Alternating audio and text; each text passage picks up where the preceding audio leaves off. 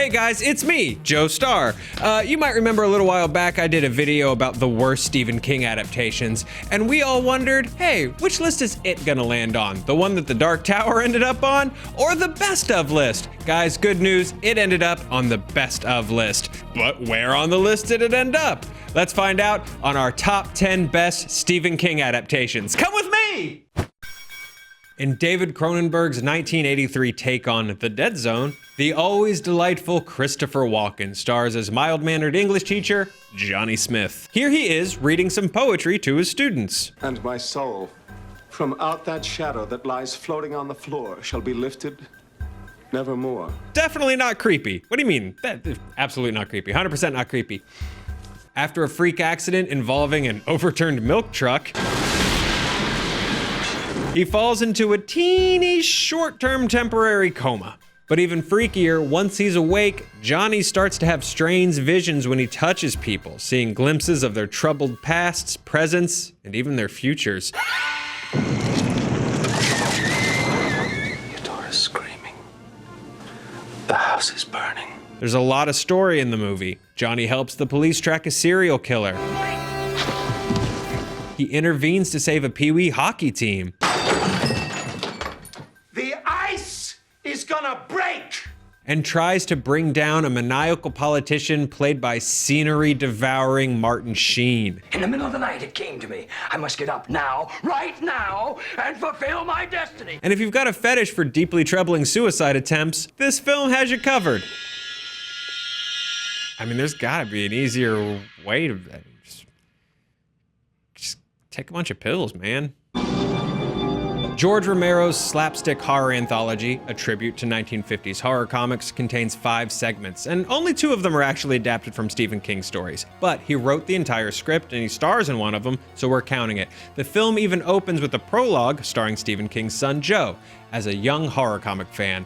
The apple doesn't fall far from the creepy dead tree. The stories all balance broad, silly comedy and grim tales of the macabre, similar to HBO's Tales from the Crypt, also based on horror comics. The Lonesome Death of Jordy Verrill, based on Stephen King's story Weeds, stars the man himself as a total goober who unleashes a botanical plague when he finds a meteor. Meteor shift! Something to Tide You Over gave the beloved Leslie Nielsen a golden opportunity to play a psychopath.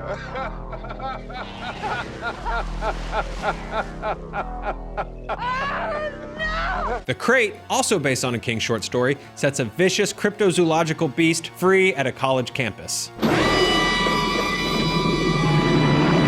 And finally, They're Creeping Up on You follows a germaphobe whose high-tech apartment fills up with roaches. Romero, always ahead of his time, shoots everything in a hyper-stylized fashion to suggest the comic book inspiration decades before Hollywood fully embraced these kinds of stories. And because this was the 80s, the movie is full of helpful tips for VCR maintenance. You really should take better care of this equipment. At least get a maintenance cartridge and dust off the heads. In the world of movies about pets, on one hand you've got All Dogs Go to Heaven. On the other hand, you have Pet Sematary. Be careful what you wish for is the theme of director Mary Lambert's 1989 film of King's Pet Sematary, about a doctor who discovers an ancient Indian burial ground behind his new home that can bring the dead back to life. It's a good thing, too, because the house is located right next to a busy stretch of highway. And it's not long before the family's young son, Gage, has an unfortunate accident.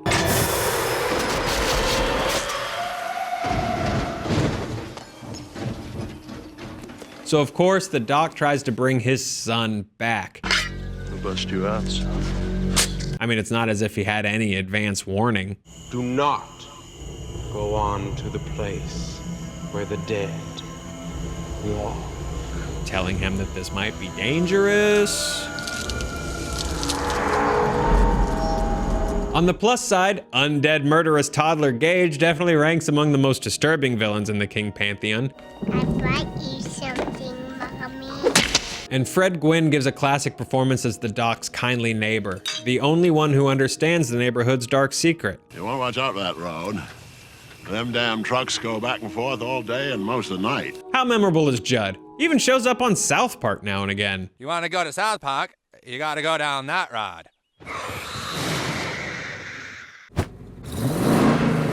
Christine is a variation on that classic story.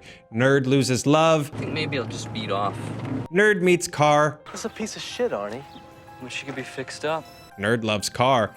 Ever since he bought that car, he's been obsessed with it. Car helps Nerd become Mr. Cool. Oh, listen, Mr. Cool. Car turns out to be supernatural being with ironic radio powers.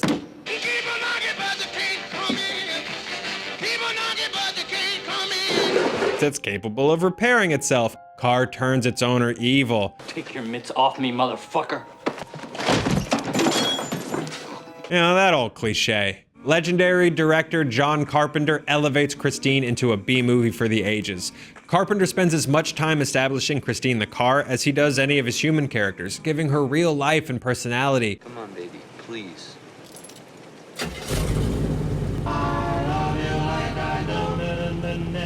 And by the time the climax rolls around, see what I just did there? By the time the climax shifts into gear, the kills are awesomely satisfying.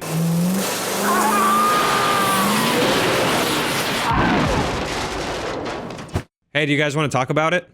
Did I read that wrong? That's right, guys. 2017's demonic clown horror show makes it onto the list despite still being in theaters and only adapting half of the source novel. Pretty impressive. The new It gives us a new horror icon for the ages, terrorizing audiences with both Bill Skarsgård's brilliant, ick-inducing performance. Oh, well, I'm Pennywise the dancing clown. And some creatively macabre effects and design flourishes. The note-perfect cast of young actors brings King's Losers Club to life on screen. We like hanging with you. Thanks. You shouldn't think us too much. Hanging out with us makes you a loser too. It really makes us care about these little smartasses. Okay, well, I'm starting to get itchy. I'm pretty sure this is not Do you good use for the my- same bathroom as your mother? Sometimes, yeah. Then you probably have crabs. That's so not funny. Before treating them and us to a lifetime's worth of subterranean nightmares. And be sure to hang out after the credits. There's no Easter eggs, but you'll want to give your pants a chance to dry, because you'll have pooped them. King's first published novel became a 1976 film from master Brian De Palma, famous for its blood-soaked prom sequence. Prom. Prom. Plus star-making turns from Sissy Spacek and a young John Travolta. Give me one of them beers, son. Let's suck on this, huh? All right. De Palma's famously bold, expressive direction, complemented by the ace cinematography of Mario Tosi, puts the viewer right inside the fractured mindset of Carrie White. Which is a scary place to be because she's not well liked. Also, she has a pretty intense fundamentalist mom. We're pray, woman. Who's not much of a fan of human sexuality. I can see your dirty pillows. But on the plus side, she does have freaky telekinetic powers. Creepy Carrie, creepy Carrie!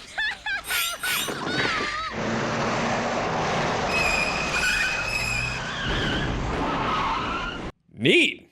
Hey, do you guys want to talk about The Shining? Don't want to. Please. No.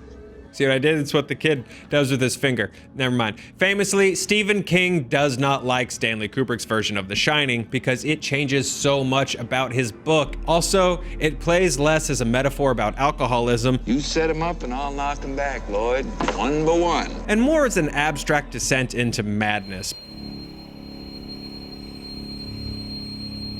But who cares? It's easily the most creepily unsettling movie on this list, full of striking imagery and with a palpable sense of uneasiness that soon builds into complete dread. Come play with us, Daddy. Forever. And ever. And ever.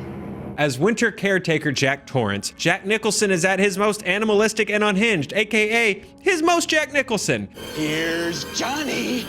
And Shelley Duvall, rumored to have been tormented on set by Kubrick himself, which, side note, just because you're a genius doesn't mean you can treat people like you're a monster, gives one of cinema's most memorable depictions of abject terror. I just want to go back to my room.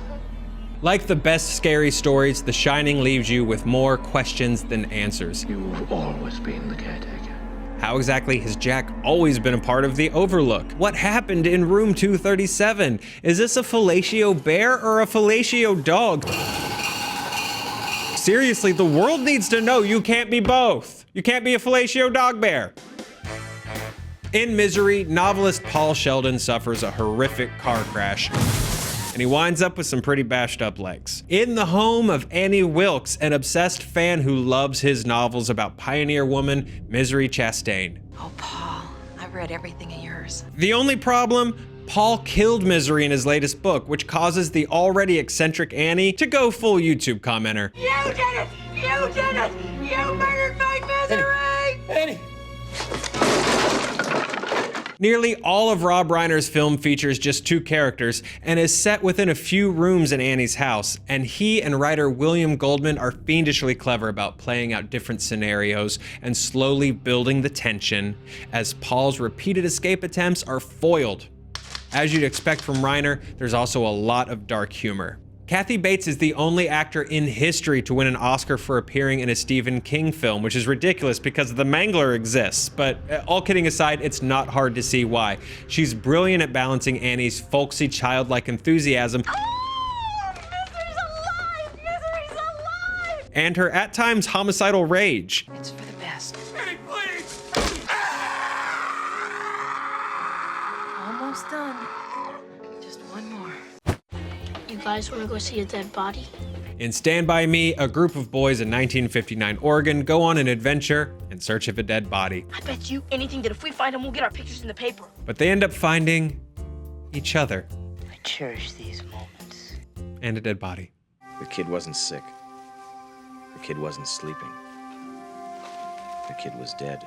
Rob Reiner's film is a showcase for his illustrious cast of young actors, and it is full of great performances. Corey Feldman as the troubled Teddy, the late, great River Phoenix as the crew's leader Chris, Will Wheaton as ace storyteller and future Richard Dreyfuss, Gordy LaChance, and there's Jerry O'Connell as Vern, plus ace narration from Richard Dreyfuss perfectly sets the tone. It was almost noon as we set out to find the body of a dead kid. Also, is it just me, or did these kids invent ScreenJunkies in 1959? Mickey's a mouse, Donald's a duck, Pluto's a dog. What's Goofy? You think Mighty Mouse could beat up Superman? What are you, cracked? Mighty Mouse is a cartoon. Superman is a real guy. No way a cartoon could beat up a real guy. Wagon Train's a really cool show, but did you ever notice that they never get anywhere? They just keep wagon training. Yeah, that's pretty cool. The kind of talk that seemed important until you discover girls. Suck it, Dreyfuss! No, I'm just kidding, Richard Dreyfuss. Dude, we love you. Would you please come do the Mr. Holland's Opus theme movie fights? It's gonna be 90 minutes, 5 rounds, all questions about Mr. Holland's Opus. People are gonna love it. So many clicks. Guys, this wouldn't be a list of movies with the word best in it if we didn't talk about the Shawshank Redemption. It's ranked #1 on the IMDb top-rated movie list, and that is a very legit list. Suck it, 12 Angry Men. The story of an innocent man sentenced to life in prison for the murder of his wife and her lover. You strike me as a particularly icy and remorseless man, Mr. Dufresne. It chills my blood just to look at you. Frank Darabont's sweeping, emotional drama speaks to grand themes like hope,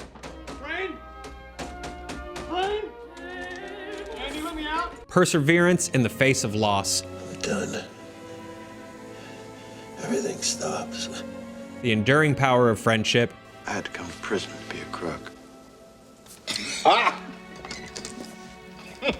and adult literacy. Count Monte Cristo. That's Cristo, you dumb shit. Roger Deakins' iconic cinematography brings to life the bleak, chilling despair of life at Shawshank, not to mention the foul claustrophobia of its plumbing system. Andy crawled to freedom through 500 yards of shit-smelling foulness I can't even imagine. As well as the glittering promise of the free world outside its walls. You're free.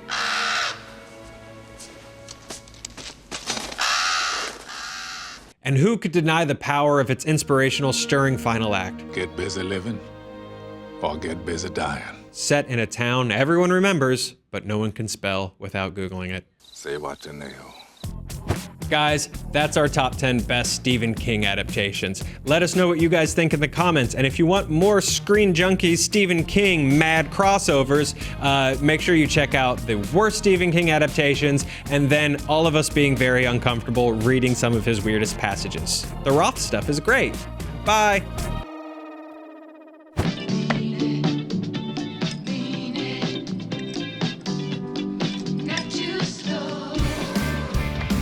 Click here for more awesome Screen Junkies news and click the logo to subscribe.